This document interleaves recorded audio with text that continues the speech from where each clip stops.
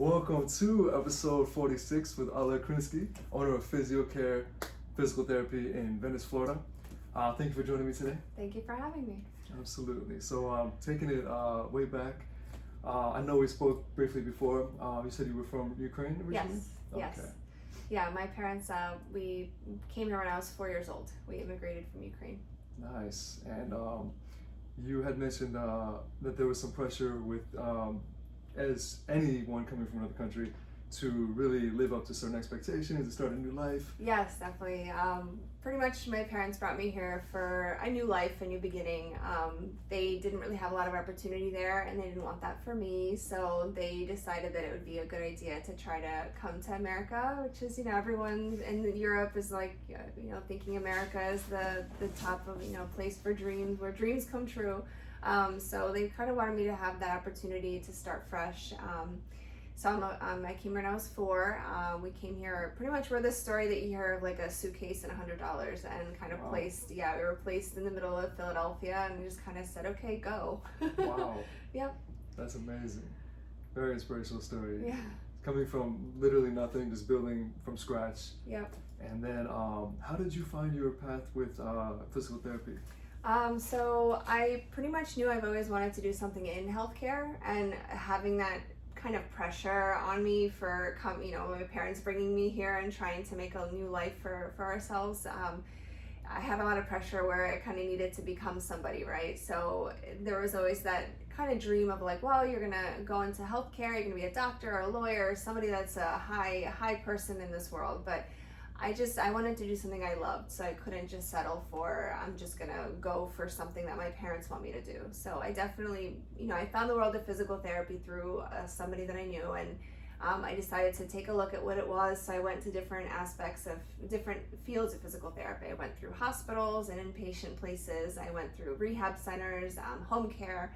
I worked in outpatient centers just to kind of see if it was something that I wanted to do. And I realized it was like a very kind of good, great one-on-one type of communication with people.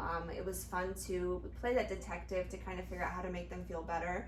And the human body is pretty amazing. It's just the things that we're capable of, and the things that happen when there's an injury, and then how to get a person out of that injury and make them feel better, or even just making the body feel better and be able to move again is really interesting. It's a lot of fun. Oh yeah, it's so fascinating how amazing the body is, and that's so cool. There's definitely such a gap in the industry where when someone leaves the doctor, from what I've seen, it can be discouraging because they don't have a lot of aftercare, or they might see the wrong physical therapist and then not follow through with what they're supposed to do, or do the wrong things. Yeah. And in gyms, a lot of times I'd see people just accept injuries as like getting older, or just kind of write it off and deal with it, instead of getting it fixed and then improving their quality of life. So I see so much value with what you're doing, for sure. Yeah, for sure. I mean, especially when people go to the doctor and the doctor kind of says, oh yeah, you have an injury here, I'm just going to write you a script for medication, or here's a script for physical therapy, go.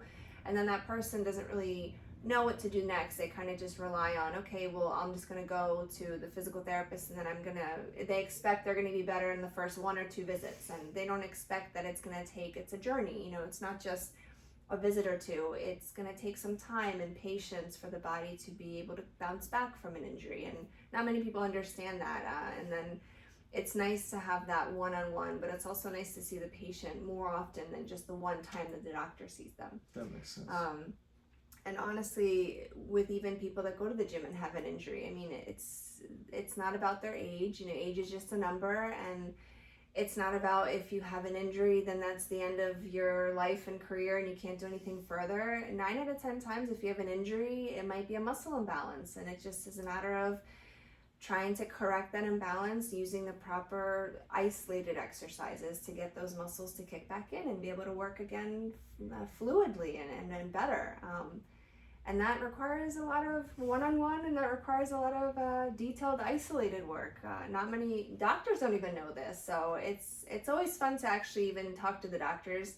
When I go to the doctor's offices to kind of reintroduce myself when they send me a patient, I always kind of remind them, like, it's not a magic cure of 1 or 2 visits. Like, it's patience, it's time. I think so. And I like to educate. Education is also such a vital part of rehab. No matter where you are in your rehab stages, if you don't have the right education, you're not going to have the right mindset, and your body's not going to respond properly. So I'm huge on education as well. I think it's very important for people. I love that. I feel like the industry, fitness, wellness, all of that doesn't do enough to educate people on how to take control of their health and wellness. And so I love what you're doing. And when I was younger, definitely can relate to being one of those patients. I remember I learned how to work out the hard way. And so I got a lot of imbalances, injuries, and I go to the doctor because physical therapy wasn't really as big at that time. And they had no idea what I was talking about. I'd be like, oh, I have a pain right here.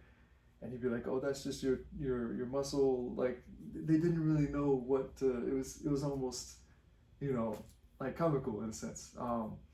And so physical therapy is really so valuable to be that bridge. And the relationship. Everyone who has a doctor should have a physical therapist. Yes, definitely. And I'm trying to form that network. Now that I have my own business and I can do whatever I want, however I want to do it, I am networking as much as possible to form a team. I have a team of several doctors and physicians that I am very close with. I can text them because I think that's important. It's just nice. And even those physicians that I have such a close relationship with are realizing this is so much better than just writing a script and then just sending them on their way. These doctors are also wondering, well, oh yeah, I wonder how so-and-so is doing after I sent them to therapy. And they really don't get that communication until they get something through a fax with their measurements of like, oh, they have completed therapy, they're fine. And it's like, well, what happened in between? So I'm very big on communicating with the physicians. I have a couple of cell phone numbers even, and I'm like, hey, so-and-so is, I think I'm seeing this and so-and-so.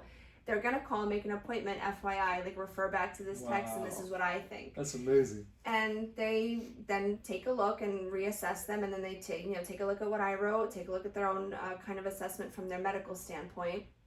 They take into consideration my physical therapy standpoint, and then we can actually work as a team to get that person better, as opposed to just not having that communication. That's the way it should be. That's the way it should be, and that's what I'm trying to do. I'm trying, and I'm only one person so far, but it's been really rewarding to do that, because at the same time, everyone has had positive improvements. So it's always so fun to see that. And then even the doctors now are, have sometimes come to me and said, hey, just wondering, like, this patient presents like this, but I'm not sure. Could you take a look at them? Wow. And then just having that, having them have that confidence in me is so rewarding, because it makes me feel like, okay, I really do know what I'm talking about. Oh yeah. So it's just been such a fun experience. That's amazing. And to have that, to change the whole experience.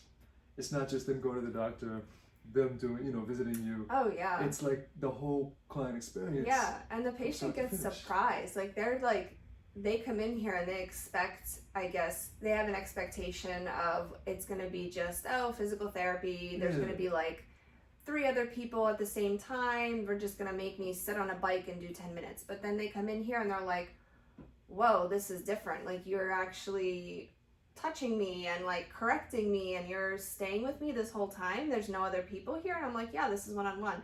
And then when they say, oh, like, I ask, who's the doctor? And I say, oh, I have that doctor's number. Everyone's so shocked and surprised to learn that there's this communication and that it's so easygoing, but it's purposeful. And it's different. It's just completely different. And I think that's why I've become pretty successful with this so far. And, I haven't had to market. It's been a lot of word of mouth. It's been a lot of complex cases of people who can't find the right answer out there. And then they come in here and I play detective and I kind of figure it out. But it's fun. And I think that's real PT. That's how it should be. Oh, yeah. But I think what's happening out in the corporate world, it's kind of almost not the therapist's fault. The businesses, they're running a business and they're trying to make as much, money and revenue, and their numbers matter. So I think what happens out there is people, like the therapists, get overwhelmed and overworked, and they get stressed out and kind of burned out because they can't keep up with having these patients. It's this volume that they have. So if only it could just slow down a little bit, if it could slow down in out there and kind of be more one-on-one, it'd be a lot more successful, I think, out there. Oh yeah, it does seem so fragmented. Where even on the client experience, where from their point of view, having to find a physical therapist, or even if they're a referred one, trying to manage that on their own instead of being managed by the group like you are, which is amazing, because you're changing the whole experience, and you're basically providing a community to help them get better. Yeah, definitely. It's amazing. Thank I love you. that. No, I definitely see the potential for sure. Going back to what you said about age being just a number, Yep. I've got to say, it's funny because growing up, I remember that everybody thought, late 30s, early 40s was like over the hill, and that was like the mentality when I was growing up. And then as I'm getting older, everything's obviously changed, but I began to see in obstacle course races or competitions I did, there were guys in their mid-50s that would demolish me, and I was 30 at the time. They were 20, 25 years older than me, and we'd be like top 10, but they would like be way ahead of me. And so I learned that age is just a number. Age is just a number. I've had a triathlon athlete in his 80s. Wow. He was amazing. He just I think he strained his hamstring, and from running miles and miles, I don't even know, but it was, I just have these patients that are like literally 60 plus, and they're running and jogging and biking and they're competing. There's one that mountain climbs. I mean, it's amazing. It's so cool because these people, I don't treat anyone, I don't even look at their ages. I treat them as just a person and what you're capable of. What do you want to get back into doing, or what do you want to try doing? And that's kind of also, we build a foundation, and then we strive for, okay, what's the next step? And then we challenge. My whole motto is, if it doesn't challenge you, it doesn't change you. That's my motto. I like that. So if we don't challenge you, we're not going to change it. So why not just challenge you, no matter what age you're at? If you're capable of it, and we're in a setting that's pretty, it's a closed environment, it's a safe setting. I can tell if you can or can't do it. I'm not going to make you do it if you can't. But if you can do it, do it. Let's try it.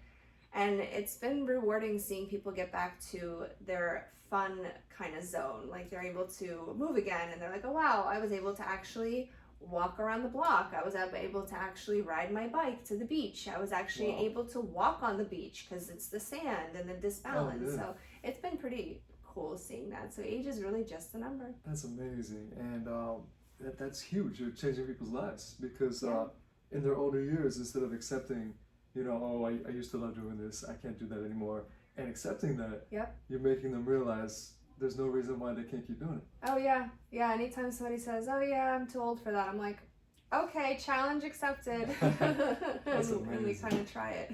Wow, that's so cool. Have you had, I know you have, but recently, what are some transformations that you've seen? Like, I know you can't probably speak about exact details, but whatever you want to share. Some transformations. I've had a few patients that I've been with for years.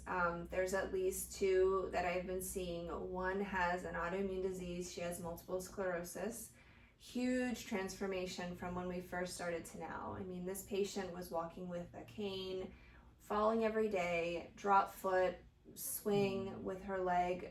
From the time that I seen her then, she could barely stand in one position for even 5 to 10 seconds without falling over. Oh, wow. Fast forward 1.5 years, 2 years now, no falls, drop foot is much better, she's not swinging as much, she's been able to walk, go to different countries, travel. I'm still seeing her, of course, however, huge difference. No more cane. Oh, yeah. Just like a huge transformation. But I mean, that it took a while, but it's something that, you just kept going with, and it was pretty cool. And the other one is also an RA patient, rheumatoid arthritis, and she could barely even step up on a step stool to get up on a bed or lay down without pain. Now 1.5 years later, she's lifting weights. She's doing leg kicks and squats and TRX exercises, and she still has pain, but it's not nearly anywhere near where it was before.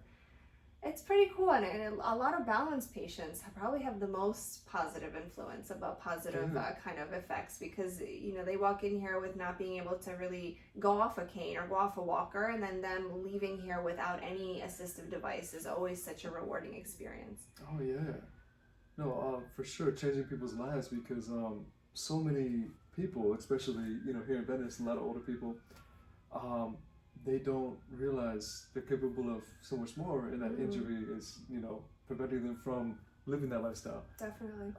Wow, no, that's so inspiring for sure. Yeah, and it's not even just like the older population. I've had quite a few athletes as well that also have been kind of, they get the injury, whether they're a soccer player, a volleyball player, even a dancer. They'll get an injury and then they think, oh, that's it, my career's over.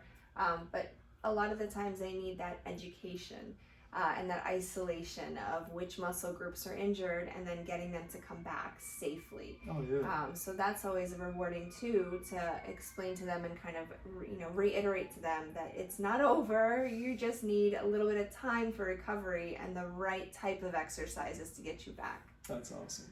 And the fact that you empower them with the education too, so they That's can a big deal. Yeah. begin to not only make the changes, but also I feel like their lifestyle changes. Definitely. It's like a trickle effect, like a keystone habit. Mm-hmm. That's awesome. So with your story, with your journey, I'm curious. You got into fitness, physical therapy. Have you faced any challenges along your journey? Challenges. To be honest, the biggest challenge when I first started, I thought was a challenge that I think I overcame.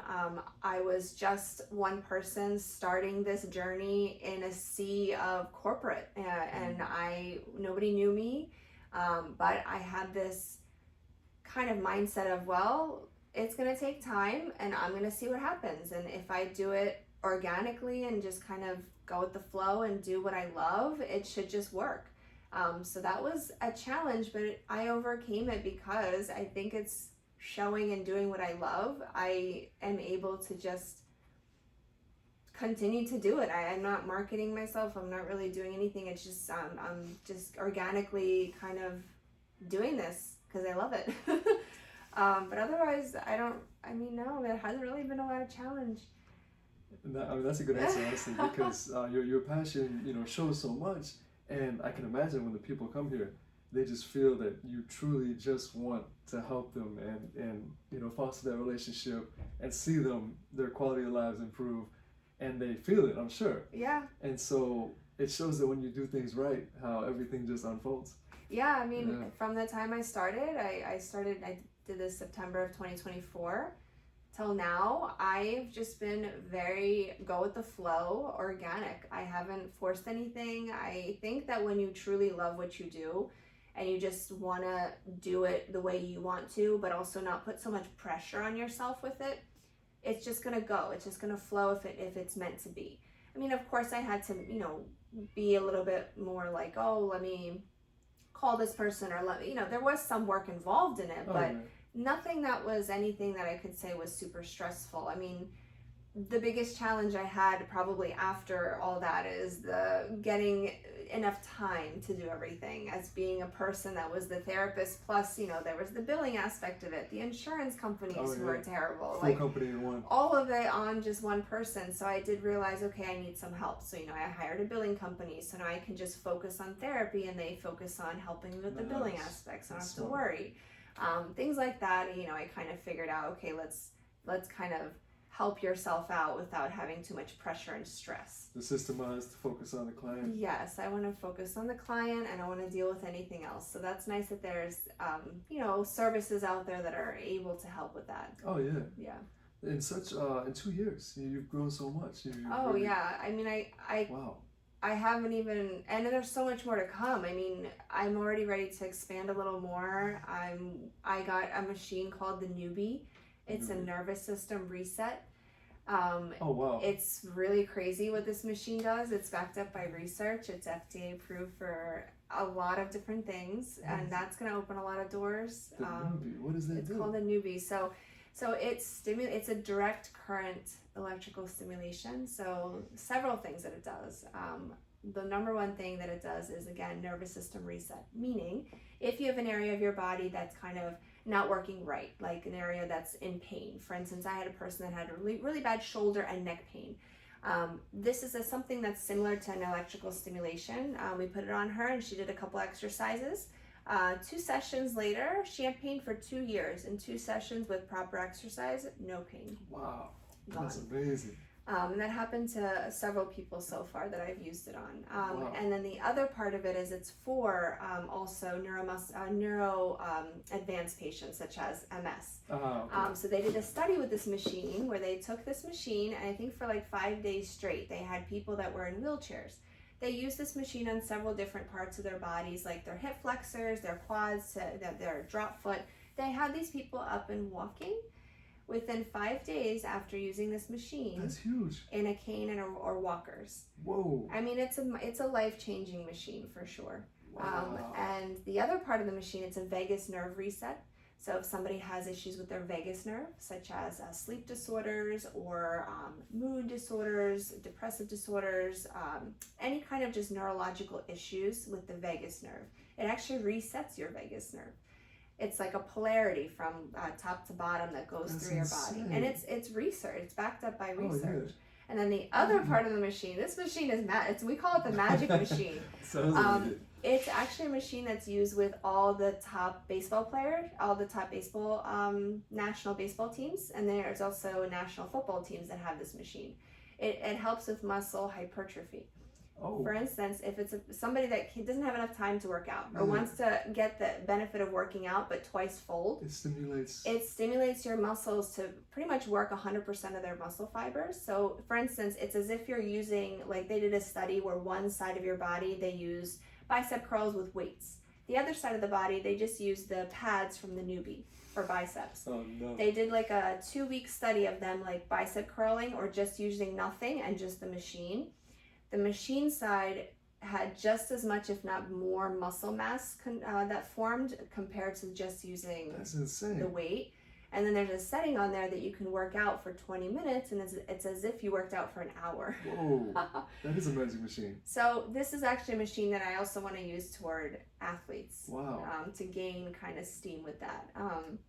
So in the future, when I have a little more space, I am going to have an injury prevention program for athletes and for whoever, Nice. bodybuilders, to kind of make sure that they're preventing the common injuries that happen, but also using this machine to help safely strengthen.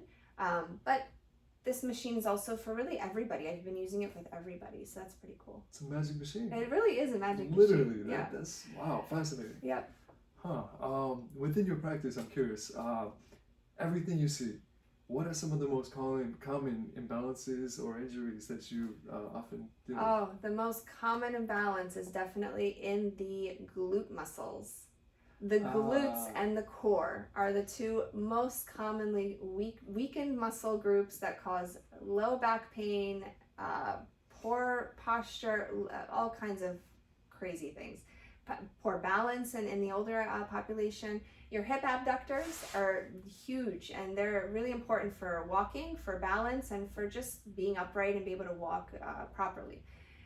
It causes a lot of low back pain when they're weak, and then the core tends to turn off. So a lot of people, they think they're working their core by doing crunches and planks, but that's actually your abs on the outer side. So we have to work the core and the hip abductors. Those are the top 2 muscle imbalances that are always seen. Wow. Yeah, huge. Is that from sitting a lot?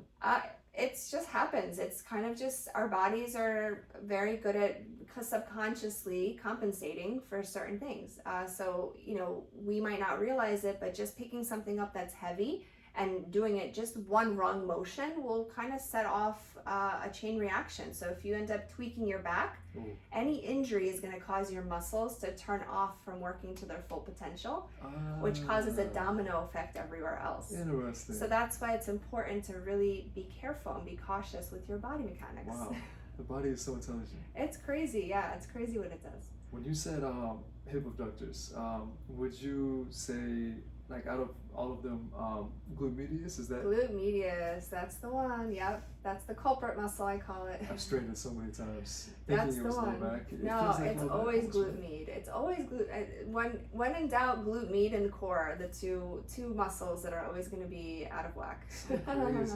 I remember anytime I would not warm up, not activate my glutes a lot, and be in a hurry and jump into like a leg workout or do deadlift. When I was younger, I had a lot of imbalances, and I would always strain my glute medius, and it almost feels like back pain, right? Yeah. Yes, I always thought it was my lower back, but recently I learned that it probably was at that time my glute medius. Probably weakness in glute med, yeah, and Crazy. core, deep core. Wow. Yeah, I mean it's interesting. I've had bodybuilders in here that would strain their back or just feel like something is off, or I've even had someone that say, "Oh, I just want to assess myself. Just let me know if I, take a look at me. I just want to know where my imbalance is just by watching me walk and testing my motions and just watching me do certain exercises." And it's interesting, as soon as they start doing something, I can kind of pinpoint, okay, well, that's weak because you're compensating, and they don't realize that they're compensating. So you can see right away if someone goes down or does an exercise, or even at the gym when I'm watching people and I'm like, oh my gosh, their knee, or oh, their quad, or oh gosh, their back is gonna go. They're lifting that a little bit weird.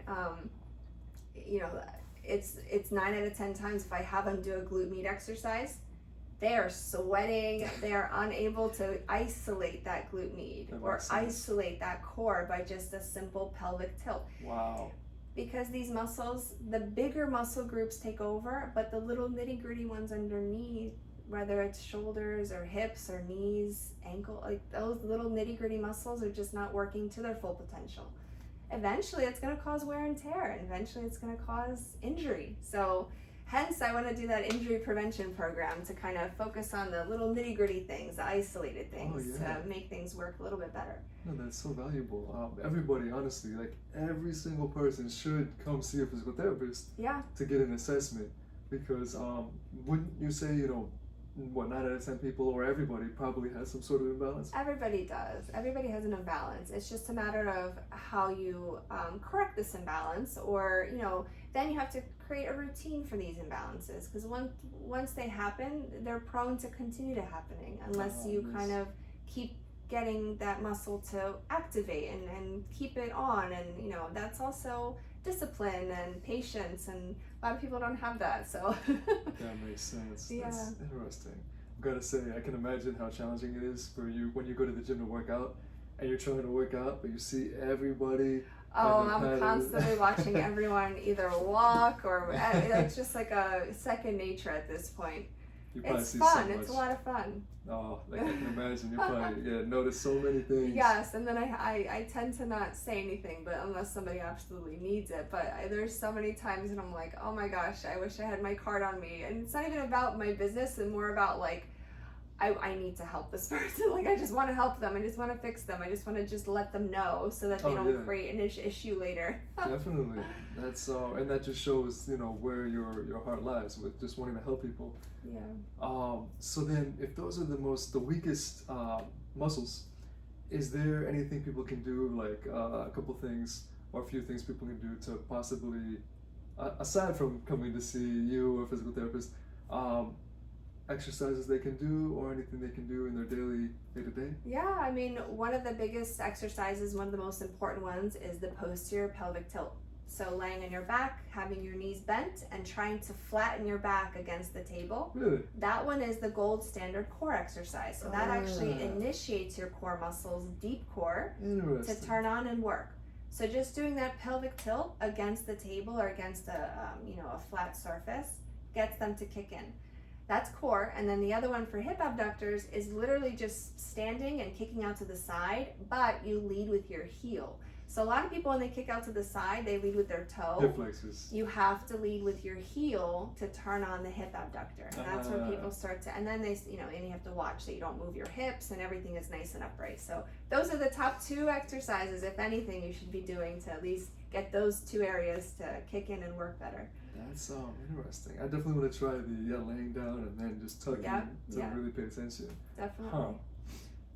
With your kind of jumping around, but back to your journey.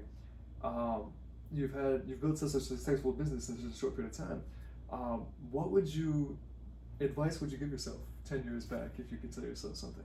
So I know because I had so much pressure on me, growing up with my culture and my family, I took everything very seriously. I feel like I didn't really give myself enough time to just stop and enjoy the moment. I always was thinking ahead, always thinking about what's next, the future. I was rushing, and I regret rushing. If I could go back and just slow down, enjoy the moment, go to that concert or go out with whoever and just not take it so seriously, because I really didn't take it super seriously. I started the business and I just organically made it happen. If it's meant to be, it's going to be. And that's kind of the motto I live now. If it's meant to be, it'll be. Things happen for a reason, and if it's yours, it's gonna happen. If it's not, then it's not. And that's kind of what I wish I told myself when I was younger. Just slow down. Don't rush. If it's gonna happen, it's gonna happen. You're gonna help yourself out of. You have some ability to help that, but don't take it so seriously. Just enjoy it. I love that. I can relate completely with living in the future, right? Yeah. And just forcing things, like forcing change, trying to force change, and instead of just letting it flow and being present. That's definitely a very pivotal moment when you shift your mentality. Instead of trying to force things and rush and, no, I can't go to the beach today, I've got to work. Like, that's really a good mentality that you've shifted into for sure. Wow.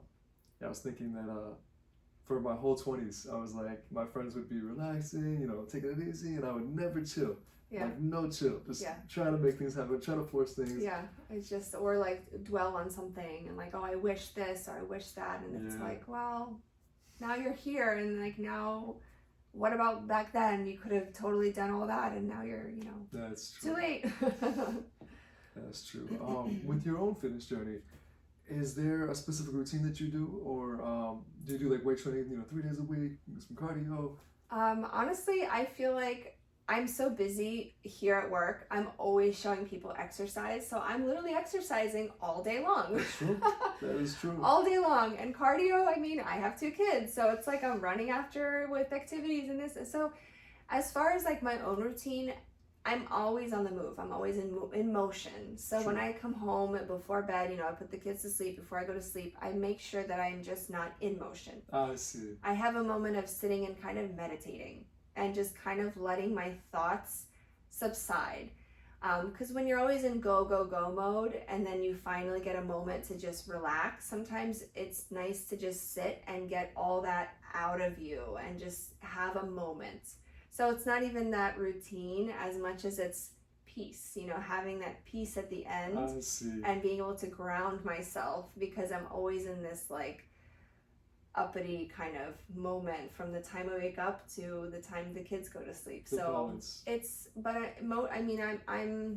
I'm always in motion. So my routine is just being on the go, really. If I have any aches and pains, I just act as a patient, or I'll do the exercises with the patients, and we do them together, honestly. And that's awesome. And that's actually a lot of fun, because we kind of not compete, but it's like, okay, well, I can, how long can you do this exercise for? Like, how long can you hold this squat for? And it's like fun stuff, but it's safe, but it's fun. Makes it more personal. Yes, it's very personal. That makes sense. And honestly, being active is like the most important thing. So if you're just active all day, that's amazing. Yeah. And then I love how the balance that you create by having time to go be internal and shut out the world and kind of filter through everything and ground yourself. Yes.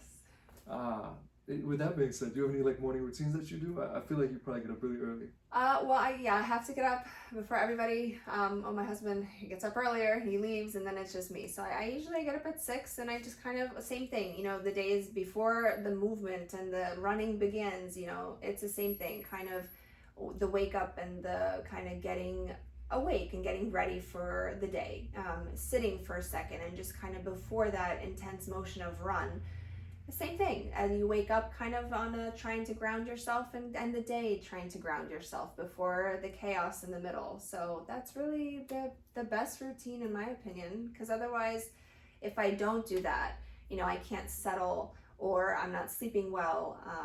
I make sure that I'm drinking a lot of water. I'm making sure that I'm hydrated at all times. Of course, it's hard, because I'm always on the move and I'm always so busy. So there's times where I'm not very good and don't eat right, True. But vitamins are huge. I think that's important to take your vitamins and make sure you have enough nutrients, because that's gonna definitely be huge for recovery in the body and everything. So. Oh, yeah. Sounds like you have a good balance despite how busy you are. Despite a bit, I feel like I don't, because I'm so busy, but I probably do. And once you kind of take a step back, then you're like, okay, I'm not doing so bad after all. Oh yeah, no, I mean, like seeing the perspective of like clients in the past and like just different lifestyles with how busy you are. Mentioning that you are so busy you don't even take a lunch break. Yeah. From client after client after client after client. I love that you created the balance. You still made the best of that with the yes. mindset in the morning, decompressing at night, definitely the family time.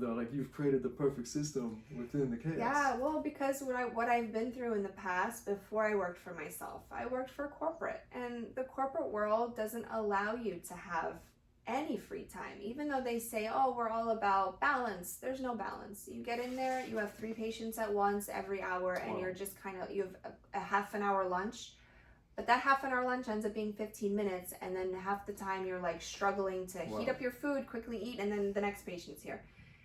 You burn out very quickly. And that's the one thing that I told myself starting this company. I refuse to burn myself out. No matter how many patients I have, of course it happened a few times, and then I had to be like, take a step back. But, I don't want to be that person of like a business mindset, like, oh, I have so many patients, I'm going to get as many patients in as possible. I have to make sure that my patients are taken care of, but I have to be taken care of in order to take care of the patients. So Sure. Even though I don't give myself a formal lunch, I still have lunch. I mean, everyone's very personable. Whoever I have in that moment, I'm like, okay, we're doing the exercise, I'm going to munch on something and we're going to come back. That makes sense. Everyone is very easygoing. So I don't allow myself to get burned out, overworked. I mean, it just doesn't make any sense, especially because it's my own thing. It's my own passion and my own place. I want to continue to love what I do and not resent it because I have too many things or too many people. It's just crazy. It's, I'd rather slow it all down and not be so crazy. That's a great mentality. It's because you're setting the example for your clients by taking care of yourself. Because it would be hypocritical to... Oh, yeah, of course. You're setting an example in every way for your client, and then also putting them before business. So it all trickles down, and I can imagine that's why you've blown up.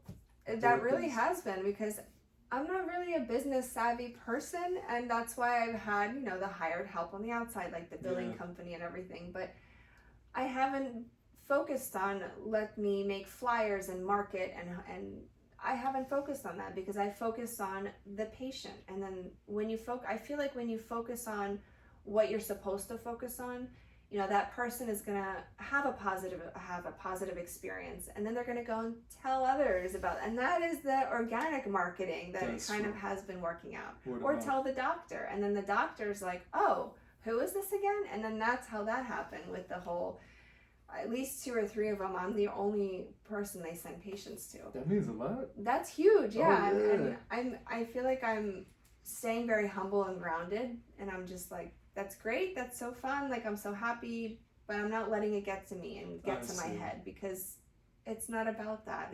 For me, it's not about that. It's about doing physical therapy, but the right way, and I'm not just treating an injury, but the whole person. And I think that's important, and that comes back to these doctors and these other, people, that it's not just physical therapy for an injury. It's physical therapy for the person, and then you gotta kind of work together as a team to make it happen. Holistic. It's holistic. It has to be. Oh yeah, that's amazing. In fitness, I saw that how people would want to look better. But then it was always deeper than that. They wanted always deeper, yes. Yeah, the relationships. They wanted the lifestyle, like to feel more confident. Yes. To be more capable. and they'd start working out, and it would be the gateway. And then next thing you know, they'd start hanging out with people from the gym and getting out more, being more social, with more confidence, and eating better. It was like the one habit, and then slowly their whole life started transforming. Yeah. And then some people took it further than others. You know, some people kind of, they got out what they put in. Right. And it was so cool to see. Yeah, So for it's, sure. so then to treat that, the holistic side, yeah, that makes sense. Yeah. Wow. Do you, your mindset, how would you describe your mindset? Because it's definitely, you're very organized and disciplined. If you had to describe your mindset in 3 words, what would you say? Oh boy, I don't know about 3 words, but I know I can tell you my mindset. I'm always thinking of the why, I guess, like how to make it better, like what is missing, and then how to make it better. I see. How can I, having my background, help? And then definitely staying grounded, staying humble, you know, staying me and not losing myself in a business, or, you know, losing myself where I'm not able to provide, you know, after the business, going home to the family, you know, being a mom and a wife, and being able to be, you know, just being a person with the friends, you know, being grounded, being humble, staying myself. That's huge. I think that's a good mindset to have, not letting things get to you. Oh, yeah. But as far as, you know, the PT world, I'm always trying to figure out and think of the next thing, or like, how can I help? What can I do better to help the next person? Or what's missing from the community? What's missing that I'm seeing? What is the missing link? There's always a missing link. And that's why I'm doing the holistic, because that's a missing link. I feel like it's not there. Or like the communication with all the doctors. That's a missing link, having that close communication, often communication. The injury prevention for athletes, that's a huge missing link in this, in everywhere, not even just this area, but even from up north where I'm from. It's not enough. It's just not enough. And I'm always thinking of, well, how can I make it enough? What can I do to make it better? That's kind of the mindset. I'm always thinking about ways I can improve. That's good. You constantly improve, like, you know, 1% better here and there, and then a month later or a year later, it's like a mile. It's like and that's what happened the past 2 years. It's like I feel like I just started, and it's 2 years later, and I'm like, whoa, where am I? This is great. Cool. And I'm only like thinking of, okay, I'm ready for more. Like, I'm ready for the next step. Ah, that's awesome. Man, I've got one more question for you. What is your fundamental why? I know you said that's part of what you just explained, but the driving force that keeps you, you know, day after day. The fuel to my fire, I would say, really is the positive effects from what I do. Seeing that positive progress, getting people back to doing what they love, having someone walk in here with a cane and run out of here back to their life.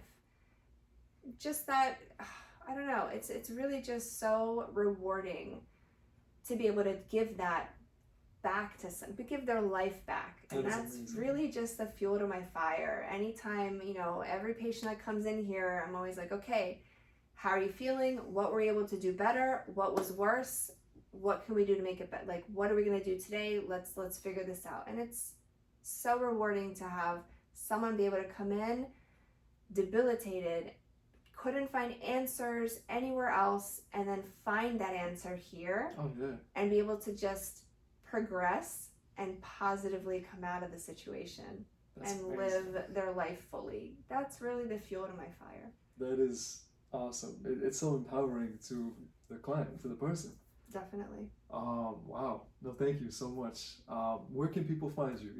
Your practice, you know, social media? Yeah, I'm on Instagram. I'm on Facebook. I don't really keep up with the social media as much as I would like to. I'm trying to post videos in what I do day to day.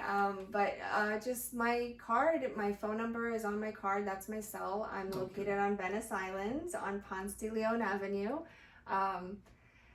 Yeah, I'm pretty easy to find. If you just Google me, I have a website, so you can actually, there's an area on my website that you can just write in a question or inquiry, and it comes nice. right to my email. Awesome. So you can find me through there as well. Okay. So yeah, I'm pretty easy to reach. Awesome. I'll make sure I tag everything. Awesome. Thank you. Awesome. Thank you so much. I really Of course. appreciate Thank you for having me. it. Definitely.